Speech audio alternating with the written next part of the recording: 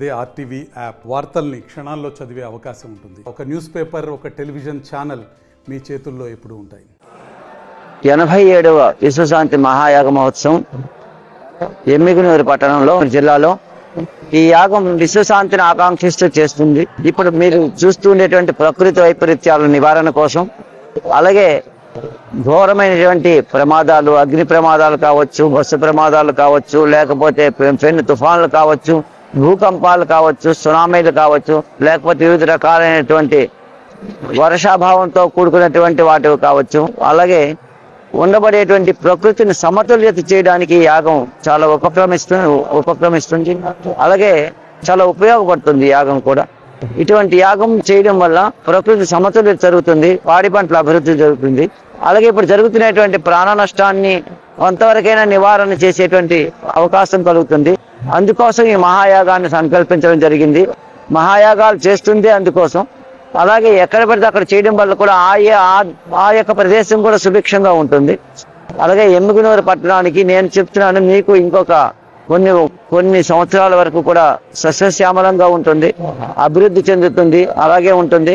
అలాగే ఈ యాగం ఇప్పటి వరకు మనకి చాలా కార్యక్రమాలు, రుద్రపాశుపతాస్త్ర హోమాలు అవన్నీ జరుగుతున్నాయి, అతిరత్రం కంటిన్యూగా జరుగుతూనే ఉంటుంది. ఐతుచండి యాగం కంటిన్యూ జరుగుతుంది. అది కాకుండా ఇప్పుడు మనకి జరుగుతున్నటువంటి యాగంలో ఈ రోజు ప్రత్యేకించి ఆంజనేయ స్వామి వారికి లక్ష తమలపాకులార్చన జరుగుతుంది. రేపు లక్ష్మీ నరసింహస్వామి వారి కళ్యాణం జరుగుతుంది. ఇలా ప్రతిరోజు కూడా కళ్యాణ మహోత్సవాలు జరుగుతూ ఉంటుంటాయి. మరలా సామ్రాజ్య పట్టాభిషేక కార్యక్రమం ఉంది. అదే కాకుండా లక్ష దీపోత్సవం ఉంది. ఇదే కాకుండా చివరికి పూర్ణాహతి విధంగా కార్యక్రమాలు జరుగుతాయి. దీనివల్ల మాత్రం తప్పకుండా ప్రకృతి సమతుల్యం జరుగుతుంది. ఎంతో కొంత నివారణ జరిగే అవకాశం యాగాలకు మాత్రమే ఉంటుంది. కాబట్టి యాగం తప్పకుండా ప్రకృతిని సమతుల్యం చేయగలుగుతుంది. అంటే ముఖ్యంగా ప్రభుత్వాలు దైవ కార్యక్రమాలు చేసే వాళ్ళకి సహకరించాలి. ఆర్థిక పరమైనటువంటి సహకరించకపోయినా పర్వాలేదు, కానీ ఇక్కడ జరుగుతున్నటువంటి కార్యక్రమాల్లో ఏదైతే అధికారికమైనటువంటి ఇవ్వగలుగుతుంటారో అవన్నీ కూడా ఉచితంగా ఇవ్వగలగాలి ప్రభుత్వాలు. అదే కాకుండా ఈ రైతులకి ఇప్పుడు రైతులు చాలా ఇబ్బంది పడుతున్నారు. మన వర్షాల వల్ల కొన్ని వేల కోట్లు నష్టం జరిగింది. అటువంటి నివారణ కూడా ఈ యజ్ఞం వల్ల కొంత జరిగే అవకాశం జరుగుతుంది. అలాగే రైతులందరూ కూడా, ఎవరైనా ఉండబడేటువంటి ప్రజలందరూ కూడా ముఖ్యంగా వచ్చినటువంటి ధనాన్ని, కొంతవరకు ద్రవ్యాన్ని ఎవరి చేతైనా సరే మంచి దైవ సంబంధమైనటువంటి కార్యక్రమాలు చేయడం వల్ల, యజ్ఞయాగాది క్రతువులు చేయడం వల్ల దాని యొక్క ప్రభావం వల్ల ఎక్కువగా ఉపయోగపడే అవకాశం కలుగుతుంది.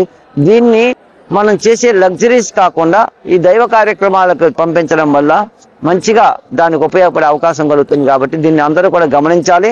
అలాగే ఇప్పుడు మనకి తరుణోపాయమైనటువంటిది ఏంటంటే కేవలం భగవన్నామ సంకీర్తన, భగవన్నామ జపం, భగవన్నామ తపస్సు, భగవద్ దర్శనం, దీనివల్ల మాత్రమే అది సంక్రమిస్తుంది.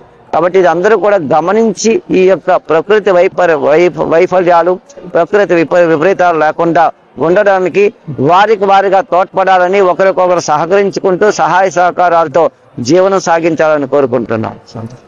ఇది చాలా తక్కువ.